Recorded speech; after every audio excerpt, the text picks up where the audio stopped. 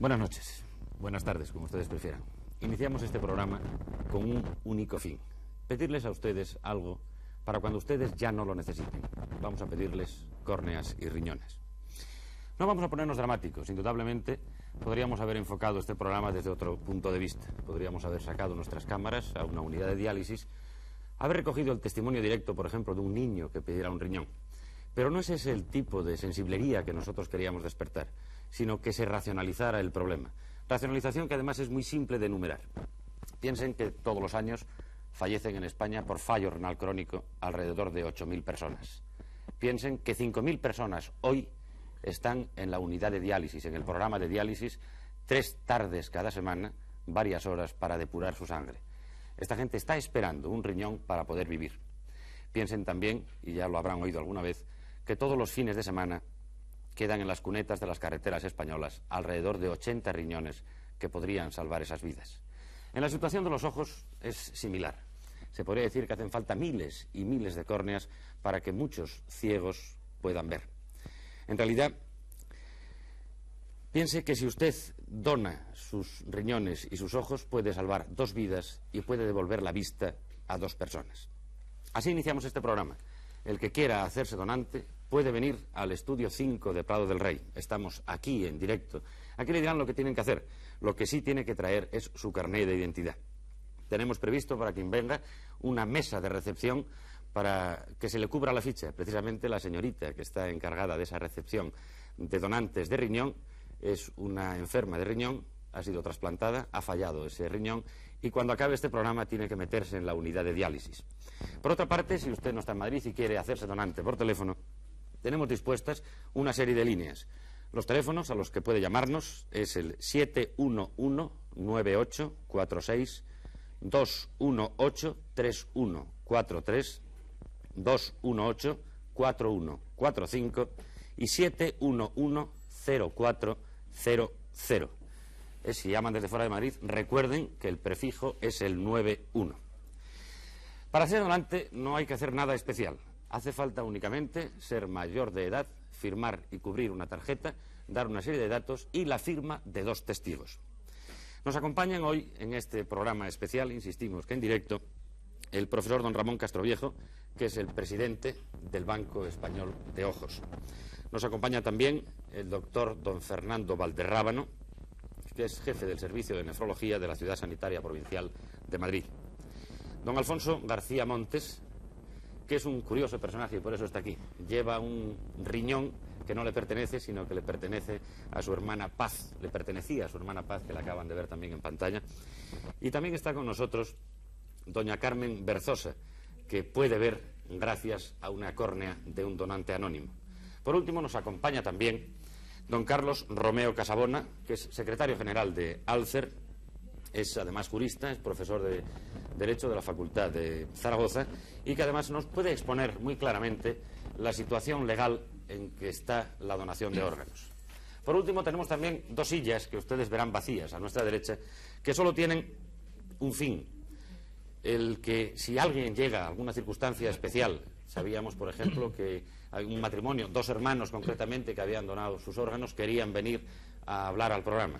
Esas 2 sillas están reservadas para esa donación, para ese caso excepcional.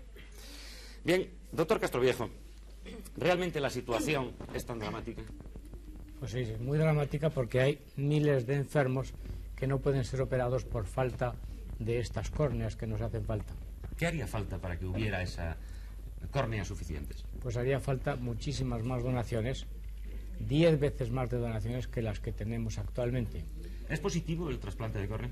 Es positivo en la mayoría de los casos favorables. En un más del 90% de ojos favorables el trasplante de córnea permanece transparente y la función del ojo muy mejorada. Creo que es el momento de preguntar a Carmen Berzosa, que precisamente lleva una córnea que no es suya. Carmen, tú veías antes, ¿cómo veías? Muy mal, nada de nada, no veían absolutamente. ¿Cuándo te operaron? Pues mira, en febrero. ¿Febrero de este año? De este año. ¿Cómo ves ahora? Divinamente. ¿Sabes quién era tu donante? No, eso no lo sé. Muchas gracias, luego seguiremos hablando. Doctor Valderrábano, creo que la pregunta puede ser inicialmente la misma. ¿La situación de los enfermos renales es tan dramática como decíamos en principio? La situación es muy dramática y el trasplante renal ofrece a su vez unas dificultades que lo hacen más complejo, más complicado que el trasplante de córnea, puesto que el órgano, el riñón, una vez extraído de un donante, de una persona que fallece y que los dona, no puede ser conservado nada más que un número limitado de horas. Y a su vez, este órgano, una vez trasplantado, puede ser rechazado por el sujeto al que se le pone. Entonces, en el momento actual, como antes se ha dicho, hay 5.000 enfermos en España esperando un trasplante de riñón. Entonces, es necesario que este problema sea conocido para que puedan aumentar las donaciones de las personas que desgraciadamente puedan fallecer de una manera accidental y que pueden salvar la vida a estos enfermos. Y que no haya que recurrir a casos como el que se ha citado también de donantes de personas vivas que en vida hacen donación de uno de sus riñones para trasplantarlo pues a un familiar que padece una insuficiencia renal. ¿El resultado del trasplante renal es positivo? Evidentemente, el trasplante renal es el único trasplante de un órgano interno que hoy día es una rutina en tratamiento de la insuficiencia renal. Ocurre, sin embargo, que ese rechazo que decíamos antes puede hacer fracasar un riñón trasplantado, tener que quitar ese riñón al enfermo, el enfermo volver a diálisis y precisar un segundo o un tercer trasplante incluso hasta obtener uno que realmente le libere de esa servidumbre del riñón artificial. Doctor, quizá todo esto sea teñido de algún tinte dramático. ¿Nos podrías poner brevemente qué es lo que ocurre cuando hay una donación? Es decir, supóngase, Dios no lo quiera, vamos, que yo soy donante y que de repente tengo un accidente. ¿Qué ocurre a partir de ese momento? Todo sería muy fácil si, como acaba de decir, usted es donante, es decir, usted en vida ha hecho donación, ha firmado, ha hecho esa ficha diciendo que en caso de fallecer donaría sus órganos, puesto que con una legislación como la que existe actualmente en España, tenemos el camino para si usted ya ha hecho donación de sus órganos, si fallece, desgraciadamente, ojalá que no suceda esto, accidentalmente, una persona joven y sana que sufre un accidente, sus riñones pueden ser útiles para trasplantar. Entonces, si en vida ha hecho donación expresa de los órganos, se podrían obtener fácilmente. El principal problema, yo creo, es que esto no es conocido bien por todo el mundo y nos encontramos que ante la desgracia de un accidente, cuando planteamos a los familiares esta problemática, todo se entiende muy mal en unos momentos dramáticos. Entonces, es necesario que este problema se conozca, puesto que es un problema social. Es algo parecido a las donaciones de sangre. La sangre es necesaria, debemos donar sangre porque otras personas la necesitan, nosotros podemos necesitarla. Algo igual sucede con los riñones. Hay 5.000 enfermos que lo necesitan y es necesario que conozcamos este problema y que nos hagamos donantes de riñones para el caso de un posible fallecimiento accidental, que nuestros riñones puedan ser utilizados. ¿Qué diferencia hay, aunque indudablemente no pretendemos recaudar riñones de personas vivas, sino de cadáveres? ¿Qué diferencia hay entre un trasplante de persona viva a de cadáver? A mi manera de ver, la diferencia fundamental y por lo que nos cuesta trasplantar de vivo es porque hay que quitar un riñón a una persona que es sana. Aunque esto es un mal menor y que está moralmente justificado, puesto que se va a salvar una vida, es preferible poder utilizar los órganos de personas que fallecen y que ya no los necesitan para nada. Entonces, el problema de la compatibilidad de los tejidos entre unas personas y otras hace que los enfermos que están en diálisis, en riñón artificial, se les estudie desde el punto de vista inmunológico para conocer después su compatibilidad con el riñón de un posible donante. Entonces, el asunto se complica porque cuando una persona fallece, que haya hecho donación, que sea donante de órganos, que sea donante de riñones, después del fallecimiento se van a extraer sus riñones y tenemos que buscar con qué enfermos tiene mejor compatibilidad para que las posibilidades de rechazo sean menores. Y esto se consigue mediante intercambios entre distintas ciudades e incluso entre distintos países. Como se sabe, España está conectada con Francia, con el Francia Trasplante, y a través de esta organización intercambiamos riñones no solo entre distintos hospitales de Madrid, sino también en ocasiones con otras regiones, otras zonas de España y también con Francia, para que los riñones del cadáver sean trasplantados al receptor más idóneo. Doctor, antes de que hablemos con dos trasplantados que tenemos aquí, quisiera llamar la atención sobre el murmullo que es posible que oigan ustedes, porque en el estudio realmente hay murmullo. Tenemos ya una gran afluencia de donaciones Habrán visto los pequeños taburetes, cómo se van rellenando las fichas, y tenemos también todos los que han donado ya a lo largo de la tarde, que están en el estudio 5 de Prado del Rey con nosotros. Tenemos también aquí con nosotros a la derecha a doña Carmen Tejedor, que es una trasplantada de riñón. ¿Cuándo fue ese trasplante? El 7 de julio del 77. ¿Quién era el donante? Era de cadáver de una chica de 16 años. Doctor, ¿tiene que ser mujer para que el riñón valga para otra mujer? No, sirve tanto un riñón de mujer para hombre como un riñón de hombre para mujer. Carmen, ¿qué vida hacías antes? Antes pues estaba en diálisis. Iba un día sí otro no a 5 horas. 5 horas cada tarde en diálisis. ¿Y ahora? Un día sí otro no. ¿Ahora? Ahora ya nada. Va a hacer 3 años y ya nada.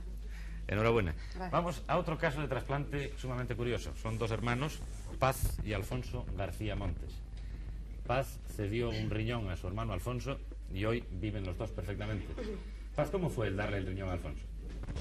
Bueno, Alfonso llevaba ya bastantes años enfermo y entonces llegó a una situación en que había que tomar una decisión y realmente el doctor Valderrábano nos explicó que la única solución más definitiva que había para Alfonso sería un trasplante.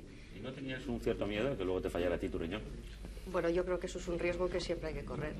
Alfonso, ¿cómo estabas realmente? ¿Cuál era tu situación?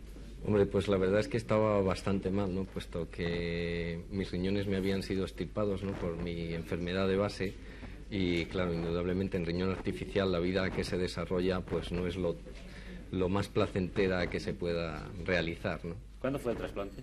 Pues en noviembre de este año hará 4 años. ¿Qué vida haces desde entonces? Pues como una persona normal absolutamente, ¿no? Desde viajar a atletismo, todo. A partir de la operación, ¿cuál fue la mayor satisfacción que recibiste? Bueno, la verdad es que para muchas personas que el hacer pis no sea una cosa, pues, que se fijen, ¿no? La verdad es que para mí lo más importante fue el ver que podía hacer pis. Muchas gracias por haber estado hoy con nosotros. Tenemos también, como entre los invitados de hoy, a don Carlos Romeo Casabona, que decíamos que era profesor de Derecho de la Facultad de Zaragoza.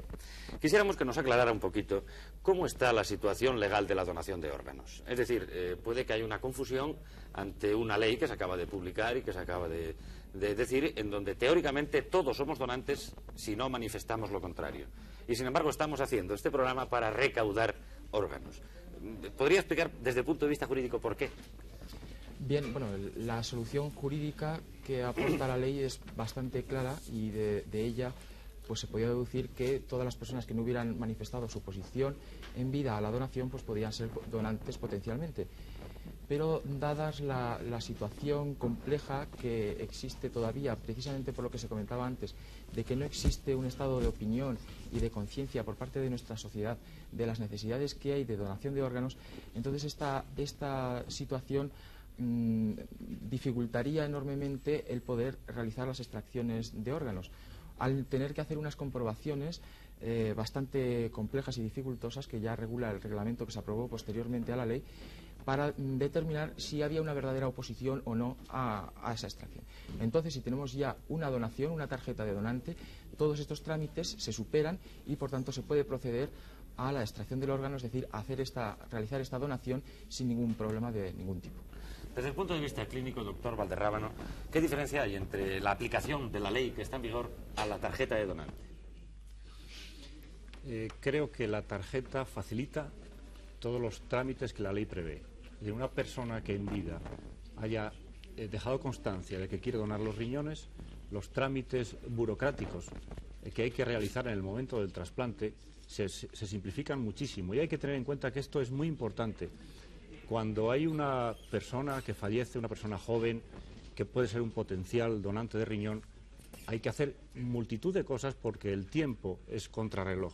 Tenemos un límite. ¿Qué tiempo transcurre desde la muerte hasta que se pueda utilizar el riñón? Aunque este límite no sea enteramente exacto, se puede decir que un riñón desde que se extrae de un cadáver o de una persona viva hasta que debe ser trasplantado en el receptor, no deben pasar más de 36 horas, 40 como mucho, ya rozamos los límites en que el riñón no sería viable. Entonces, en todo ese tiempo hay que localizar al receptor más idóneo en las listas que los inmunólogos que controlan los tipajes, es decir, la posible compatibilidad entre el riñón y el receptor, para que no haya un rechazo. Estudien cuál es el más idóneo, localizar a ese enfermo en la ciudad que sea, trasladar ese riñón, preparar al enfermo para la intervención, ir al trasplante. Quiero decir que son muchísimas las cosas que hay que hacer, y todo lo que pueda favorecer estos trámites burocráticos, estos trámites legales para conseguir unos órganos para trasplantar, desde luego va a facilitar el que se realicen más trasplantes y con mayor éxito. Doctor Castroviejo, ¿cuánto tiempo haría falta esperar, o cuánto tiempo transcurriría el ideal entre el fallecimiento y la extracción de la córnea para que otra persona pueda ver? Bueno, en el caso de las córneas tenemos la suerte de que la córnea es un tejido poco noble y vive más tiempo que, por ejemplo, el riñón o el corazón, si hay que trasplantarlo. Pero conviene hacer la enucleación de los ojos lo antes posible, dentro de las 6 horas después de la muerte. Así es que conviene hacer la enucleación lo antes posible y hacer después la trasplantación también lo antes posible para que los éxitos sean mejores. Nos comunica nuestro realizador que tengan un poco de paciencia, se están llamando al teléfono y están las líneas bloqueadas. Insistimos que nuestros teléfonos son el 711-9846, 218-3143, 218-4145 y 711-0404. Ahí los tienen ustedes en pantalla. Efectivamente parece que el volumen de llamadas es importante, tengan un poco de paciencia. Tenemos también una invitada excepcional que se ha llegado hasta aquí, según me comunican, se llama Lola Cuadrado. ¿Cuál es su particularidad? Pues nada, que me falta un riñón y el otro que tenía he venido a donarlo. Que tengo. He venido a donarlo también. ¿Desde cuándo le falta el riñón? Hace 3 años. ¿Tiene algún tipo de enfermedad renal que le...? No, tenía una piedra, me la quitaron y a los 3 meses se me hizo un acceso en el riñón y tuvieron que extirpármelo. Usted, si estuviera enferma del otro riñón, le gustaría, lógicamente, poder contar con una solidaridad igual, ¿no? Por eso vengo a donarlo. Muchas gracias. Me parecía muy eso de, digo, ¿qué faro me voy a tirar donando un riñón solo? Pero digo, yo lo dono. Diga que... Algo es algo. Y así los enfermos de la residencia del 1 de octubre para que se pongan más contentos. ¿Está usted en la residencia 1 de octubre de Madrid? En el quirófano de la 3ª planta de auxiliar. Muchas gracias, Lola Cuadrado, por haber estado y haber donado su A ustedes. riñón. Bien, hemos recibido también cartas de gente que quiere vender sus riñones. Es decir, concretamente había un señor que nos decía que su situación laboral era dramática y que vendería su riñón. ¿Legalmente cómo está esta situación? Bueno, la ley en esto es tajante. En el artículo 2 de la ley se prohíbe totalmente cualquier forma de comercio con los órganos, tanto de venta por parte de posibles donantes, como ya hemos conocido casos que se han denunciado en la prensa. Todo esto no es posible con esta ley. Y también está prohibida, por supuesto, la compra también por cualquier medio de estos órganos. E incluso hay que decir que cualquier tipo de contraprestación económica o material está tajantemente prohibida por la ley. Esto implicaría, por supuesto, la infracción de esta disposición. Tenemos otras normas que castigarían convenientemente estas infracciones. Por tanto, creo que la amenaza es seria. Nos comunican ahora, mientras nos cambian los micrófonos, que parece que alguno falla, nos comunican un caso curioso ocurrido a través del teléfono. Pilar Ruiz Ramírez, de Madrid, tiene 14 años, tiene 3 riñones y dona uno en vida si fuera compatible con alguien que lo necesitara con urgencia. Bien, hablábamos, ahora que tenemos un caso de 14 años, hablábamos de que entre los 5.000 enfermos que están en una unidad de diálisis, dependiendo de la máquina, hay por lo menos 300 niños, y que la situación de los niños es un tanto especial, puesto que cuanto antes se les haga el trasplante mejor, porque pueden surgir después otras complicaciones. ¿Los niños necesitan algún tipo de riñón especial o vale cualquiera? Bueno, yo no me dedico a niños en concreto, pero sí le puedo decir que el niño se le puede trasplantar un órgano de una persona adulta exactamente igual que, al contrario, a una persona adulta se le puede trasplantar un órgano de un niño que haya fallecido accidentalmente. Y es curioso como en estos casos inversos, en que se trasplanta un riñón de un niño o incluso hasta de menos de 2 años, cómo ese riñón crece en una persona adulta y llega a alcanzar una función completamente normal y válida para vivir. Doctores, tanto doctor Castroviejo, doctor Valderrábano, ¿hace falta alguna condición especial para ser donante o puede ser donante cualquiera? En el caso de los ojos, una condición esencial es que la córnea esté en buenas condiciones, porque si es una córnea que no está bien, pues no se puede utilizar para hacer un trasplante de córnea. ¿En el caso del riñón? En el caso del riñón, la cosa es más complicada. Este quizás es un asunto no conocido muy bien por el público, y es que no todas las personas que fallecen pueden extraérseles sus riñones para trasplante. Es preciso que solamente se pueden utilizar para trasplante los riñones de una persona que fallezca en un hospital, que esta persona sea sana, por supuesto, tenga sus riñones sanos antes del fallecimiento. De aquí que la mayoría de los donantes cadáveres sean traumatizados, y por eso esto quiere decir que solamente una pequeña parte de los fallecimientos que suceden a diario pues en todo un país, como puede ser España, pueden ser utilizados para trasplante. De ahí la necesidad de que exista un amplísimo número de personas que hayan hecho donación en vida, porque solo de una pequeñísimo número de ellos se podrán utilizar sus riñones.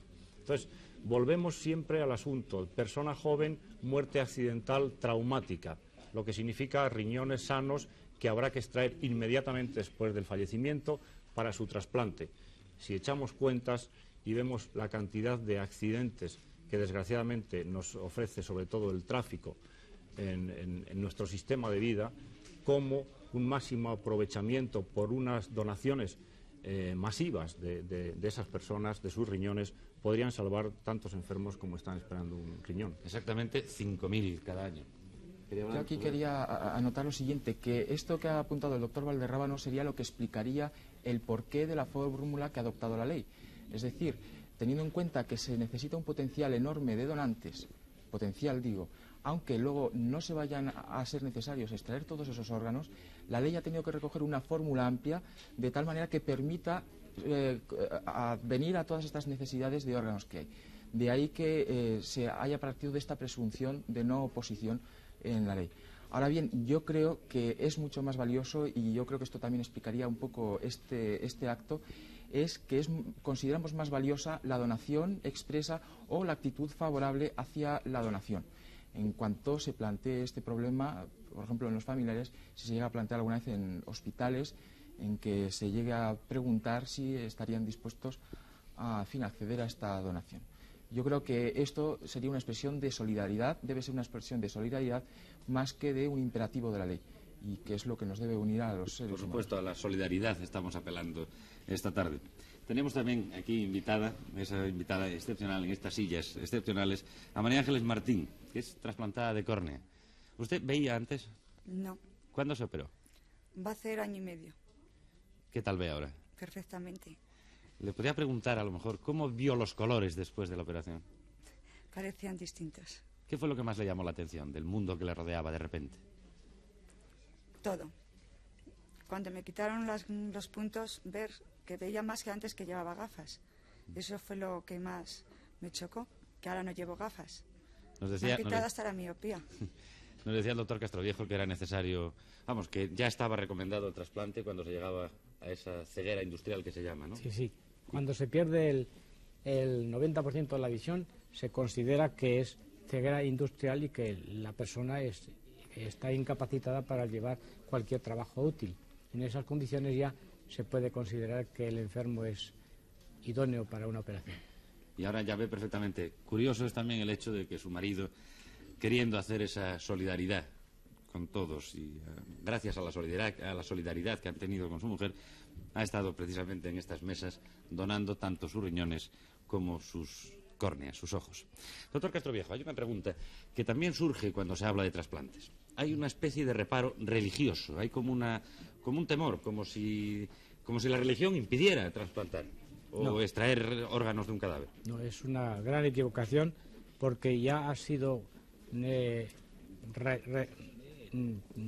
afirmado por varios papas y por varios grandes católicos en diócesis españolas, que, por ejemplo, el Papa Pío XII, en 1956, en un congreso de oculistas que hubo en Roma, ya dijo que no había nada inmoral en trasplantar las córneas de personas muertas o a personas ciegas.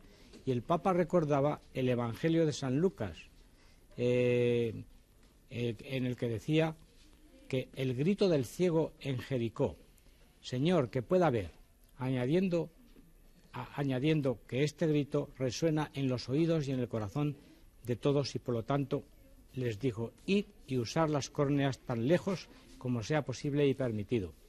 Y más adelante Pablo I, el 6 de septiembre de 1978, hizo la misma declaración, que al Congreso Internacional de la Sociedad de Trasplantes: os felicito porque habéis puesto vuestro trabajo al servicio de la vida humana para prolongarla en mejores condiciones. Roguemos a Dios, creador de la vida, que os inspire y que Él os bendiga.